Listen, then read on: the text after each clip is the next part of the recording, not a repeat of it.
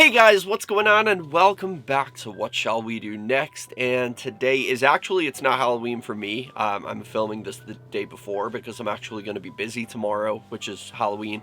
But I will be uploading this Halloween night. As you can see, I am Dr. Vannacutt. It's not the first time I've dressed as Dr. Vannacutt. I did last year, but I was going through my fat face right then, so it didn't look too convincing because Dr. Vannacutt is pretty in shape and I wasn't.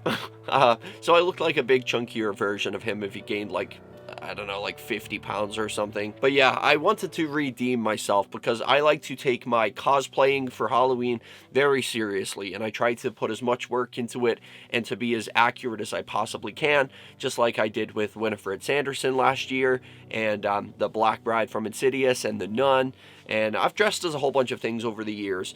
And Dr. Vannacutt, when I did this, it wasn't for Halloween, it was for a review on House on Haunted Hill 2, the return of House on Haunted Hill. I decided it would be fun to dress like him for the review, but I just wasn't happy with the way I looked. I was a lot chunkier, and it just looked kind of weird to me, and I just wasn't happy with it. So I wanted to lose some weight, and then this was my motivation, this right here.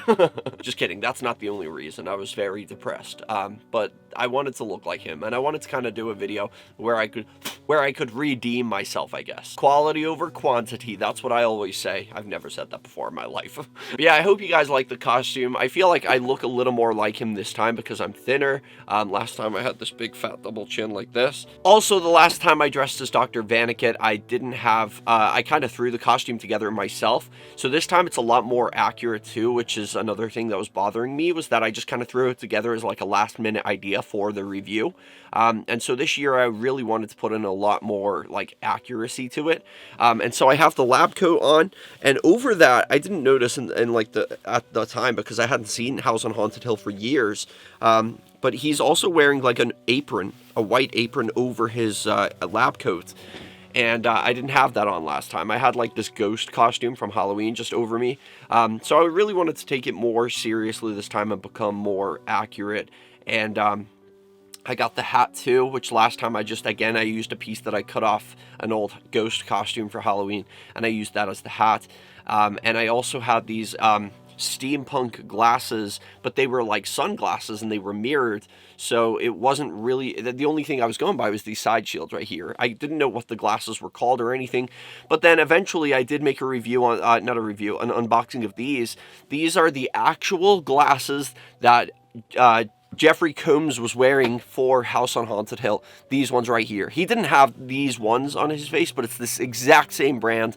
I studied the movie for a long time. I was looking real close at them, and as you guys know, I'm a perfectionist when it comes to like collecting horror movie props and things like that.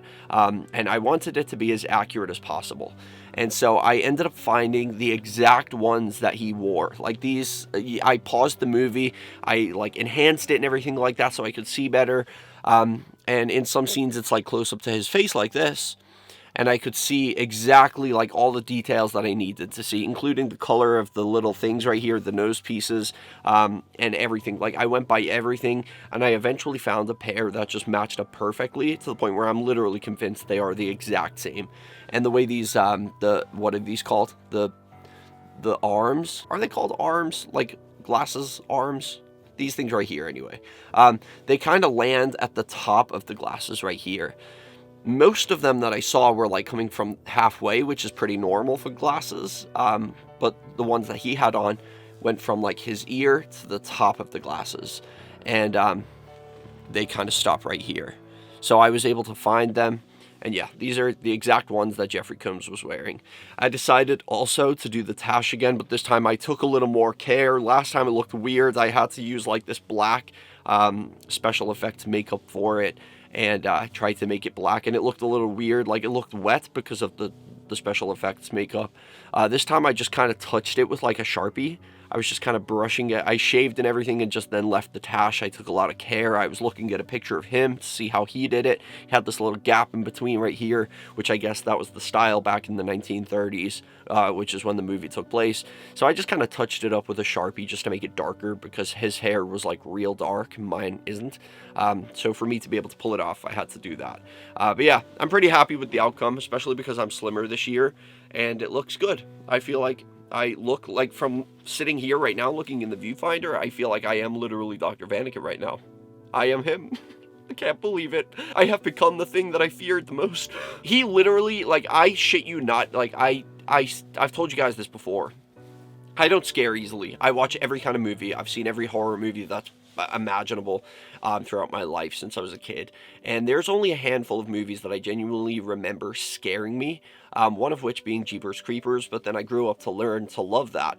And one that I was never able to do that with and never able to revisit from when I seen it as a kid was House on Haunted Hill. It literally traumatized me. I would have nightmares about it. Like, I literally remember watching it. It was a Friday, and I remember very well because I didn't call in sick. I'm making it sound like it was at work. I pretended to be sick at school so I could get out of school, and I did. I came home, and I was pretending to be sick just so I could have a longer weekend, and I remember sitting there, and I had nothing else to do, and we had the VHS of House on Haunted Hill, and I put it on, and it scared me. Like, that night, I was like, I couldn't sleep. I was thinking about it. It was more Dr. Vannacutt that it was, like, stuck in my head, and the flashy images and everything like that, like the chamber, what was it called? Not the isolation chamber, the saturation chamber, with the things going around. It was like a zoetrope, and it had like Dr. Vannacutt bouncing the basketball. That was just, it's still to this day, I feel like I watched it not that long ago, and it's still a very mindfuck movie. It does kind of play with your head. But it wasn't scary to me. Like, I went to bed perfectly fine. It took away the scare watching it again. But for all of my adult life, I never watched it again. I just had these memories attached to it. The only other thing that I knew about it was, like, it was filmed in Florida. There was a roller coaster which used to be the Hulk, and that's what it was in the movie, but they changed it to be called something else. But I actually went on that ride around the time that movie was filmed, or like maybe a little later. But yeah, that movie just genuinely scared me so bad. Like, I was actually scarred.